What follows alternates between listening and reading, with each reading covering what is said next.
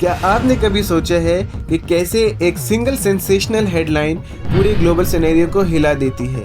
एक तरफ media information का डेमोक्रेटाइजेशन लेकर आया है, दूसरी तरफ वही प्लेटफॉर्म्स मिस इन्फॉर्मेशन और प्रोपेगेंडा के लिए भी परफेक्ट मीडियम बन गए हैं। ये डिजिटल एरा है जहां एक ट्वीट, एक वायरल वीडियो या एक ट्रेंडिंग हैशटैग से पब्लिक सेंटीमेंट सेकंडों में बदल सकते हैं। ऑब्वियस सी बात है, ज़्यादा ताकत के साथ ज़्यादा जिम्मेदारी भी आती है। जर्नलिज्म का असली एसेंस इम्पार्शियलिटी, इंटेग्रिटी और ट्रुथ है। अगर मीडिया स्लोगन्स, पॉलिटिकल एजेंडाज या कॉर्पोरेट प्रॉफिट के पीछे भागते हैं तो पब्लिक इंटरेस्ट कॉम्प्रोमाइज़ हो जाते हैं। अगर हम बात करें core tactics of media manipulation की, तो सबसे पहले आता है सिलेक्टिव रिपोर्टिंग। सिलेक्टिव रिपोर्टिंग में जर्नलिस्ट या आउटलेट्स कुछ फैक्ट्स हाईलाइट करते हैं और बाकी कॉन्टेक्स्ट छुपाते हैं ताकि डिजायर्ड नैरेटिव बनता रहे। जैसे गजा कॉन्फ्लिक्ट में कभी कभी सिविलियन कैजुअलिटीज़ को कोलैटरल डैमेज बताया जाता था, जिससे क्रिटिकल ह्यूमैनिटेरियन एंगल अंडरप्ले हो जाता है। दूसरा टैक्टिक्स है cherry picking data. Cherry picking data का मतलब है स्टैटिस्टिक्स को कॉन्टेक्स्ट से तोड़ देना। इस्लामोफोबिक आउटलेट्स एक दो टेररिस्ट इंसिडेंट को नेशनैलिटी या रिलीजन से जोड़ देते हैं, जबकि मिलियंस ऑफ पीसफुल प्रैक्टिशनर्स जो कि मुस्लिम थे उनको इग्नोर कर दिया जाता है। तीसरा टैक्टिक्स है क्लिकबेट। आजकल हर वेबसाइट को क्लिक्स चाहिए होते हैं। प्रेसिडेंट ने बायो वेपन्स लॉन्च कर दिए, इंडिया और पाकिस्तान के बीच में न्यूक्लियर वॉर शुरू होगी। इस तरह की हेडलाइंस लोगों को पैनिक में डाल देती हैं, चाहे वो बिल्कुल झूठ भी क्यों ना हो। फोर्थ वन है polarisation. Us versus them narratives बनाया जाता है। एक साइड को हीरो और दूसरी साइड को विलन दिखाया जाता है। फॉर एग्जाम्पल, यूएस मीडिया में अमेरिका को हमारे हीरो की तरह पेश किया जाता है और एनिमी स्टेट्स जैसे चाइना, रशिया या ईरान को एग्जिस्टेंशियल थ्रेट बताया जाता है, यानी एक ऐसे इवल की तरह जो पूरे वर्ल्ड को डिस्ट्रॉय करना चाहता है। लेकिन मज़े की बात तो ये है कि आज तक यूएस ने जो भी वॉर्स या इंटरवेंशन किए हैं, अगर उनके रिजल्ट्स में जितनी भी कैजुअलिटीज़ को सम अप किया जाए तो सारी टेररिस्ट ऑर्गेनाइजेशन की किलिंग से ज़्यादा बनती है। इसके बाद आता है ओरिएंटलिज्म। इसके लिए आप हमारी ये रिकमेंडेड वीडियो देख सकते हैं। ओरिएंटलिज्म ने बताया कि कैसे ये पर्सपेक्टिव एक बाइनरी ऑपोजिशन क्रिएट करता है, वेस्ट को रैशनल, सुपीरियर और प्रोग्रेसिव के रूप में और ईस्ट को इरेशनल, इन्फीरियर और एक्सोटिक के रूप में दिखाता है। समझने के लिए अब हम कुछ प्रैक्टिकल एग्जाम्पल से मीडिया मैनिपुलेशन को डिफरेंट क्राइसिस में समझते हैं। सबसे पहले मेजर क्राइसिस यानी गजा डिस्ट्रक्शन। वेस्टर्न ब्रॉडकास्टर्स ने गजा के सिविलियंस डेथ्स और एट्रोसिटीज़ की बजाय डिफरेंट आर्म्ड ग्रुप्स जो कि गजा में एग्जिस्ट करते हैं उनकी फुटेजेस प्रोपेगेट की, जिससे पब्लिक को ह्यूमैनिटेरियन एस्पेक्ट समझने में कन्फ्यूजन हुई। सोशल मीडिया एल्गोरिदम्स ने सिलेक्टिव फुटेजेस एम्पलीफाई करके ब्रॉडर कॉन्टेक्स्ट को ऑब्सक्योर कर दिया।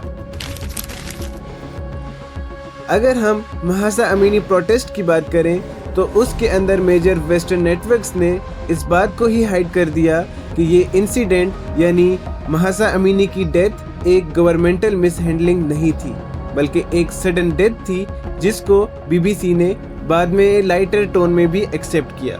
यहाँ पर हम रुककर एक सवाल अपने आप से भी करते हैं कि क्या ये मैनिपुलेशन इंडिया और पाकिस्तान के करंट पहलगाम क्राइसिस और उसके बाद फॉलो अप इंसिडेंट्स में इस्तेमाल हो रही है या नहीं?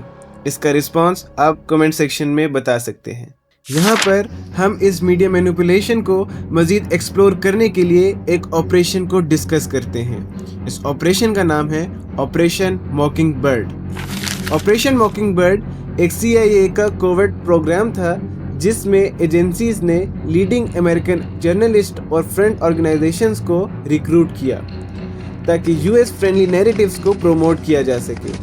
जज कमेटी ने 1975 में रिपोर्ट दी कि कम से कम 50 जर्नलिस्ट ने CIA के साथ सीक्रेट रिलेशनशिप्स रखे हैं, जिससे डोमेस्टिक और फॉरेन प्रेस आउटलेट्स में प्रोपेगेंडा कैंपेन चलाई जाती है। इससे दिखाई देता है कि जब ट्रस्टेड मीडिया फिगर्स खुद कोवर्ट एजेंसीज के एसेट्स बन जाते हैं तो पब्लिक तक बायस इंफॉर्मेशन ही पहुंचती है, जिससे डेमोक्रेटिक डिबेट डिस्टॉर्ट हो जाती है। इसी तरह अमेरिकन पॉलिटिशियंस ने मीडिया को इराक WMD कवरेज में इस्तेमाल किया। Simply makes no sense to wait any longer.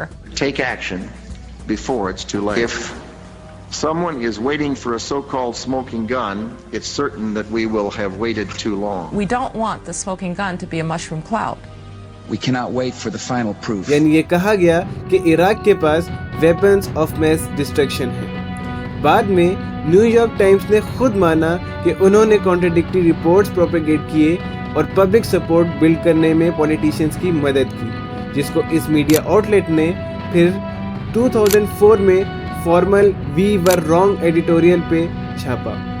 जब एक लीडिंग न्यूज़पेपर गवर्नमेंट क्लेम्स को बिना वेरीफाई किए स्प्रेड करता है तो पब्लिक प्रेशर वॉर जैसी पॉलिसीज को सपोर्ट करती है। और इसी तरीके से यूएस पे रिवर्स मैनिपुलेशन भी हुई। सितंबर 2024 में यूएस डायरेक्टर ऑफ जस्टिस ने 2 रेडियो टेलीविजन एम्प्लॉयज पर चार्जेस लगाए कि उन्होंने $10 मिलियन शेल कंपनीज के through conservative influencers like Tim Pool and Dave Rubin को फंड किए हैं, जिससे pro Russian content US audience तक पहुंचाया गया।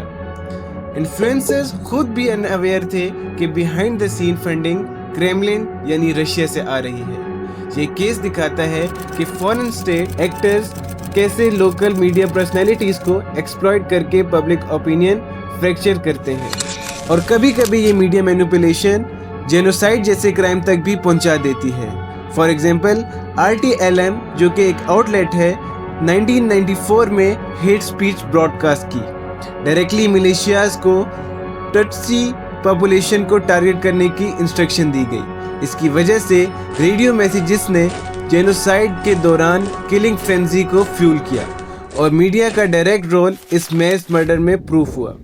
जब मीडिया हेट स्पीच और डायरेक्ट वॉयलेंस की कॉल स्प्रेड करता है तो वो सिर्फ इंफॉर्मेशन सोर्स नहीं बल्कि एक कैटलिस्ट बन जाता है जो ऑडियंस पर इमीडिएट और डेडली इम्पैक्ट पैदा करता है। और इसी तरीके से CIA ने डिफरेंट कंट्रीज में कू और इंटरवेंशन के लिए भी इस्तेमाल किया। फॉर एग्जांपल #बोलीविया नो है गोल्पे हैशटैग कैंपेन्स में ऑटोमेटेड बॉट्स और फॉल्स अकाउंट इन्वॉल्व करके बोलीविया इलेक्शन को कंफ्यूज किया गया। रिपोर्ट कहती है ये CIA लिंक्ड ऑपरेशन की वजह से वर्जीनिया में ट्रेंड हुआ। सोशल मीडिया हैशटैग वहाँ भी मीडिया मैनिपुलेशन के टूल्स बन जाते हैं, जहाँ एक स्टेट स्पॉन्सर्ड कैंपेन्स ने ग्रास रूट सेंटीमेंट सिमुलेट करके ग्लोबल ओपिनियन स्वे किया।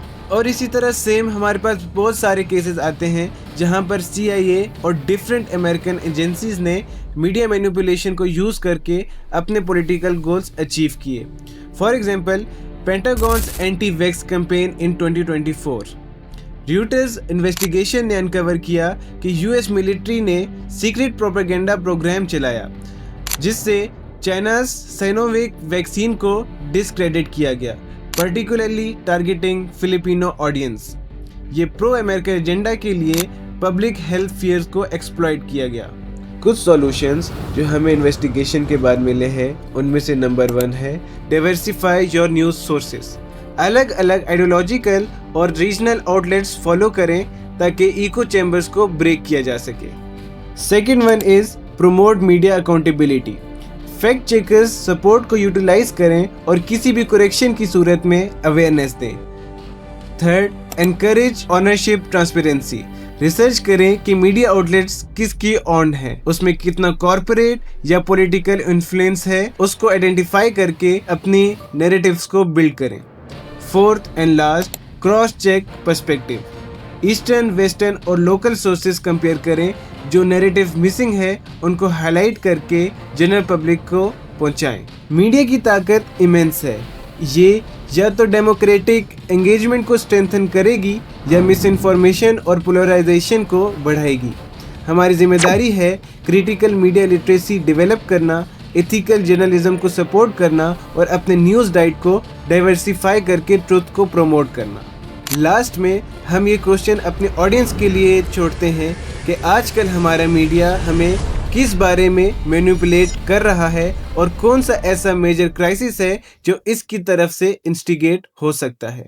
इसके बारे में आप हमारे कमेंट सेक्शन में लिख सकते हैं ताकि हम सब और भी मीडिया मैनिपुलेशन को एक्सपोज कर सकें।